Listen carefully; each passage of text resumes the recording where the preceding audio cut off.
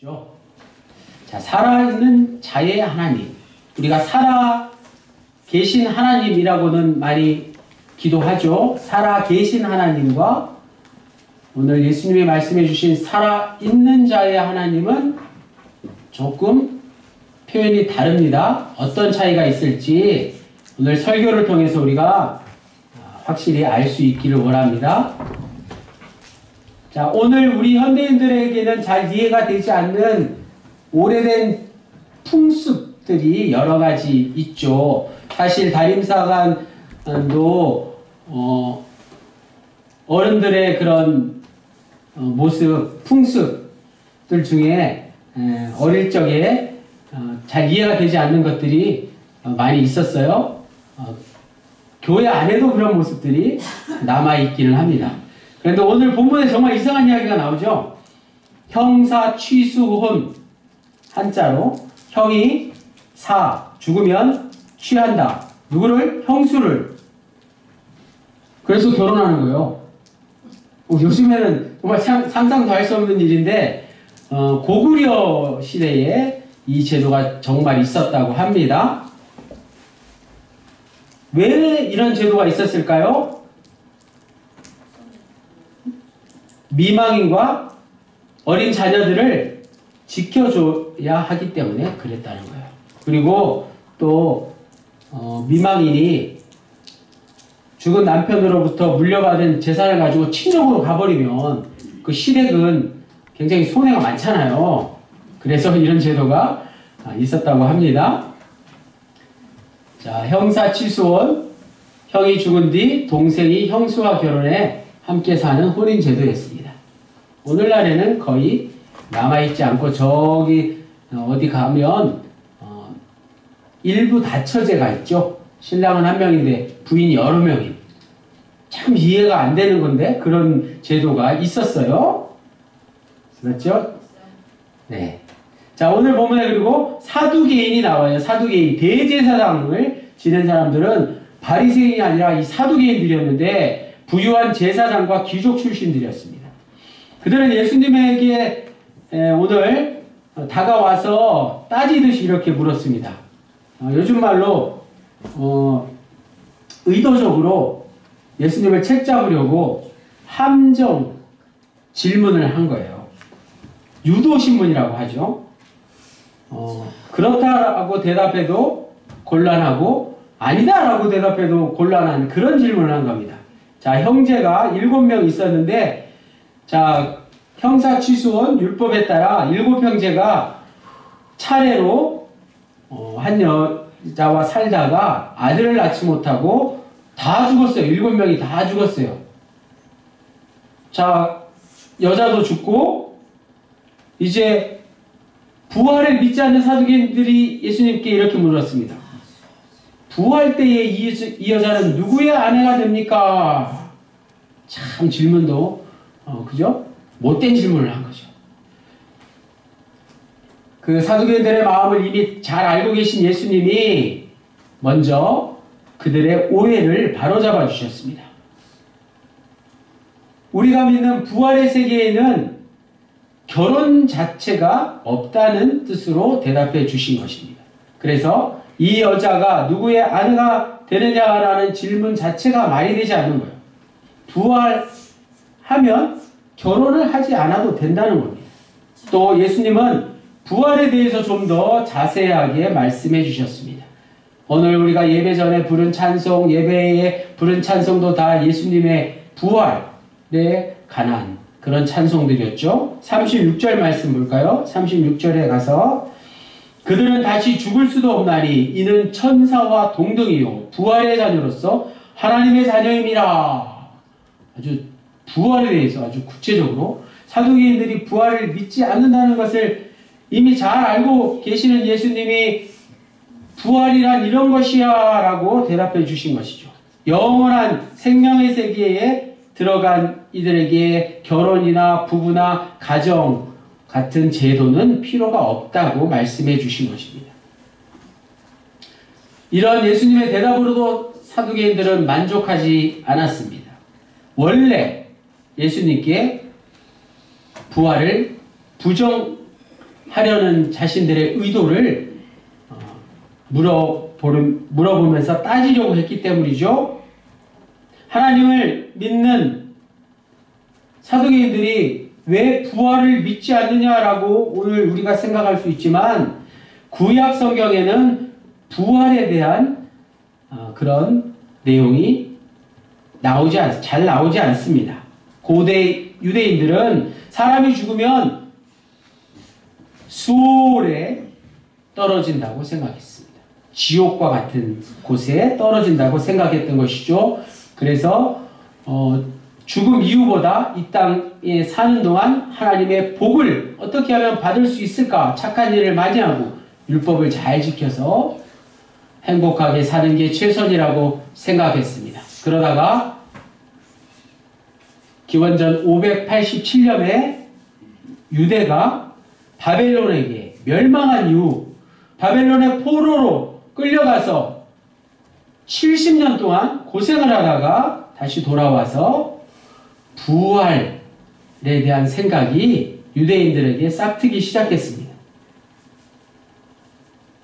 하나님을 믿지만 사두개인처럼 부활을 믿지 않는 이들이 오늘날에도 여전히 존재합니다. 예수님을 믿지만 부활을 믿기가 힘든 이들이 여전히 우리 주위에 있습니다. 심지어 경건한 기독교인으로 살지만 부활에 대해서 잘 우리가 생각해 보지 않습니다. 특별히 많이 배우고 똑똑한 사람들이 부활에 대해서 과학적으로, 의학적으로 어떻게 그런 일이 가능한지 믿지 않을 그런 확률이 높습니다. 또 부활을 믿는 이들이라고 할지라도 부활에 대해서 너무 막연하게 예수 믿으면 죽어서 그냥 천당과 같은 곳에 가면 된다라고 막연하게 생각하기도 합니다. 예수님은 오늘 본문에서 사두개인들의 질문에 대답하시면서 부활에 대해서 심오하게 대답해 주셨어요. 부활 이후에 삶이 없다고 주장하는 사두개인들의 생각을 구약의 말씀, 출애굽기 3장 6절 말씀을 통해서 오늘 본문 37절에 이렇게 말씀하셨습니다. 죽은 자가 살아난다는 것은 모세도 가시나무 떨기에 관한 글에서 주를 아브라함의 하나님이요 이삭의 하나님이요 야곱의 하나님이시라 칭하였나니. 우리가 너무 잘 아는 말씀이죠. 너무 많이 들은 말씀이에요. 주를 아브라함의 하나님이요 이삭의 하나님이요 야곱의 하나님이다 이렇게 칭했다는 구절. 출애굽기 3장 6절에 똑같은 말씀이 나오죠. 모세에게 이르시되 나는 내 조상의 하나님이니 아브라함의 하나님, 이삭의 하나님, 야곱의 하나님이라. 이렇게 모세에게 들려주신 말씀이 오늘 본문에 예수님이 사두개인들에게 똑같이 들려주신 말씀과 같습니다. 자, 오늘 설교의 가장 중요한 말씀 중에 하나가 이 말씀의 뜻을 아는 거예요. 우리가 이 말씀을 이미 알고는 있지만 정확하게 지금 또 잘 생각이 나지 않았다면, 생각이 나지 않으신다면 아브라함의 하나님, 이삭의 하나님, 야곱의 하나님, 이 말씀의 뜻이 무엇인지를 오늘 설교를 통해서 알기를 원합니다. 이 말씀의 의미를 다시 한번 잘 생각해 보세요. 이 말씀의 의미를 꼭 알고 가셔야 됩니다. 누가복음 20장 오늘 요절 말씀 38절 말씀에 또 이렇게 나오죠. 하나님은 죽은 자의 하나님이 아니요 살아있는 자의 하나님이시라. 이 37절 38절 말씀의 의미를 오늘 우리가 알기를 원합니다. 자, 블레이즈 파스칼. 파스칼이라는 유명한 프랑스의 천재, 수학자, 과학자, 철학자, 신학자가 있었어요. 39살의 나이로 요절했습니다. 이렇게 똑똑한 사람이 39살이면 얼마나 일찍 죽은 거예요, 그래. 처음에는 수학자로, 과학자로 명성을 떨치다가 몸이 병들고 철학, 신학으로 더 공부를 많이 했다고 합니다. 그가 1654년 하나님을 이렇게 경험했습니다. 자, 읽어보세요. 하나님은 철학자의 하나님, 수학자의 하나님이 아니셨다. 그리고 오늘 본문에 있는 말씀, 37절에 있는 말씀,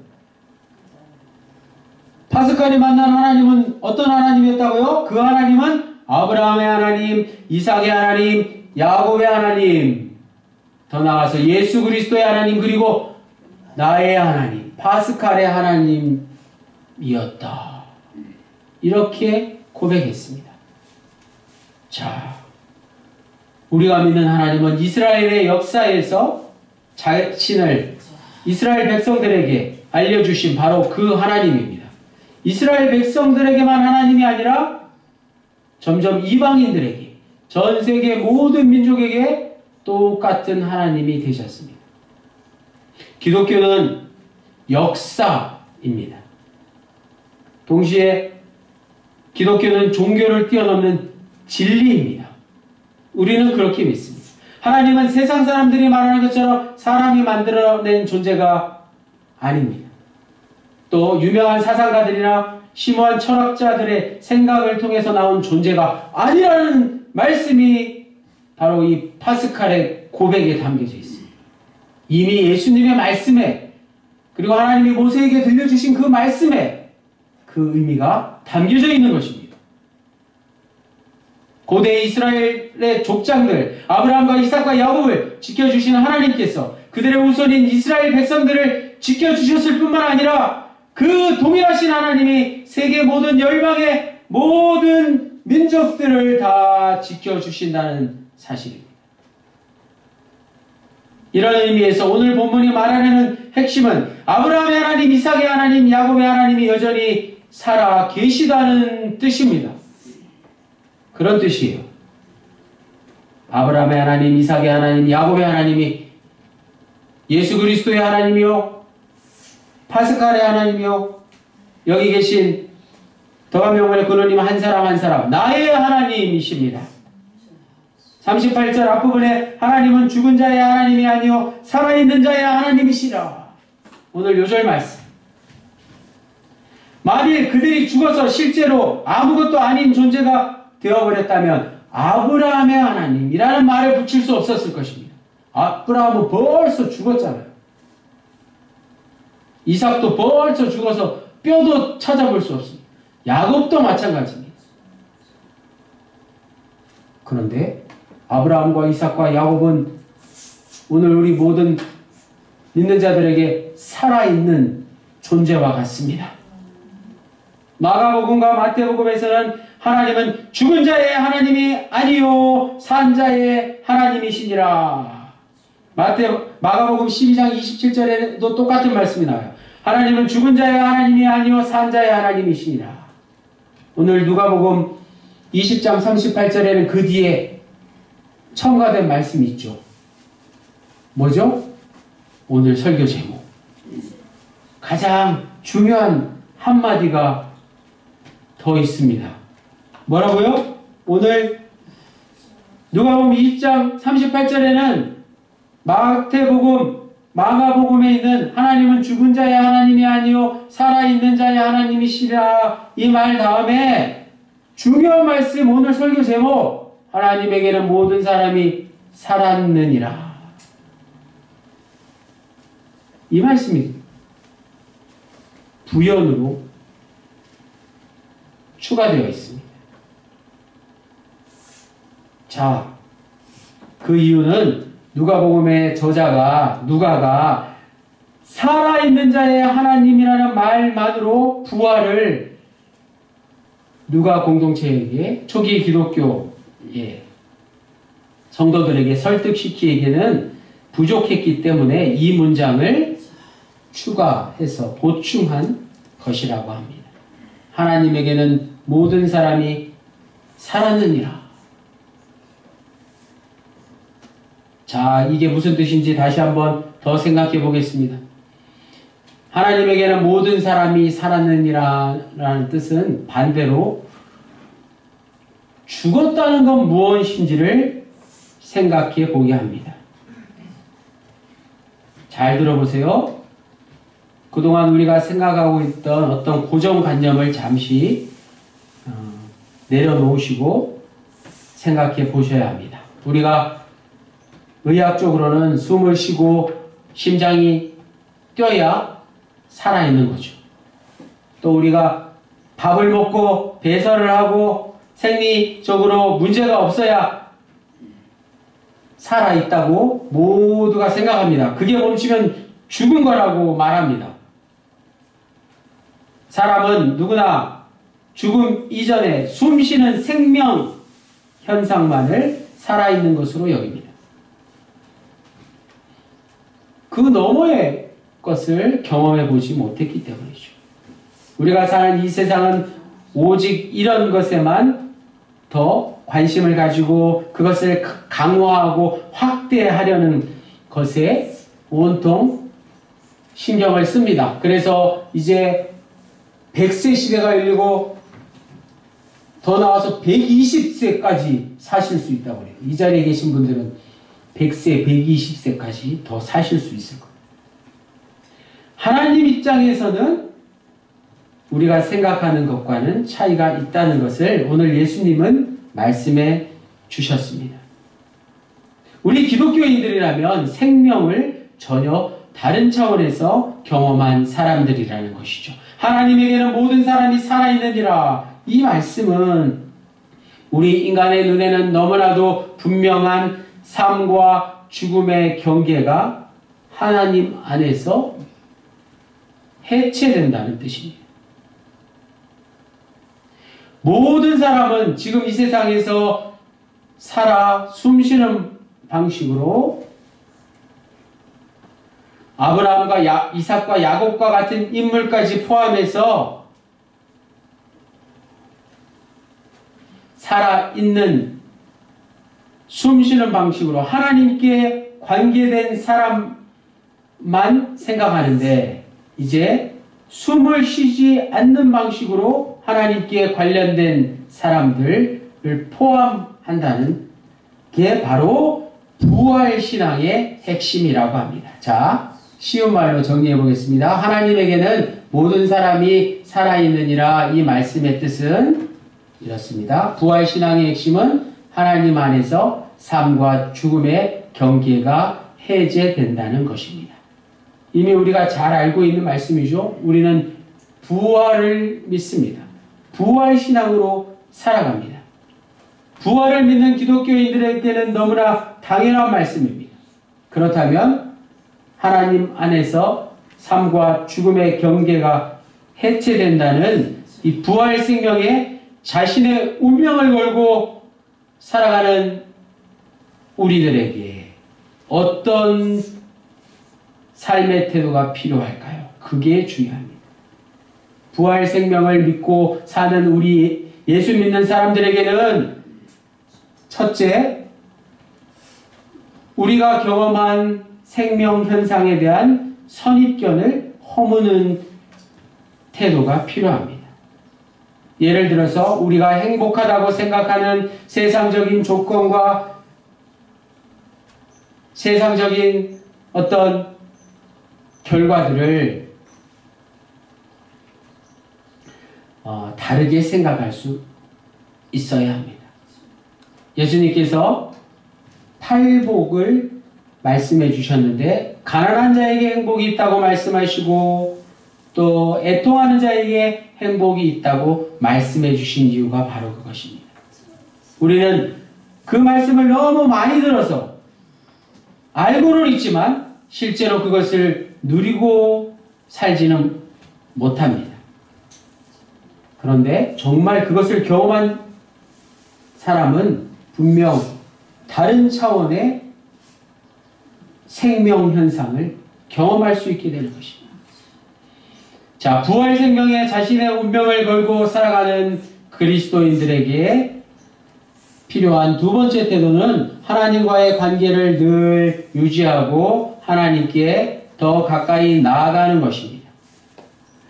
그 유일한 일이 바로 예수님과 동행하는 것이죠. 그리스도인은 이 세상에서 숨을 다하는 그 순간까지 예수님을 통해서 하나님과의 관계를 유지하는 사람들입니다. 그런 사람은 이 목숨이 살아있든지 목숨이 끊어지든지 간에 하나님께 모두 살아있는 자들이라는 말씀이죠. 그래서 많은 기독교인들이 순교를 두려워하지 않았던 것입니다. 우리가 기도할 때 살아계신 하나님이라고 고백하지만 사실은 그 하나님을 믿는 부활 신앙을 믿는 우리의 진정한 고백은 바로 살아있는 자들의 하나님이라고 표현하는 것이 더 맞는 표현일 것입니다. 사랑하는 동안명문의 군우님들, 오늘 하나님은 살아있는 자의 하나님이라는 말씀을 꼭 기억하십시오. 하나님은 지금도 살아계셔서 우리와 함께 하시는 분이십니다.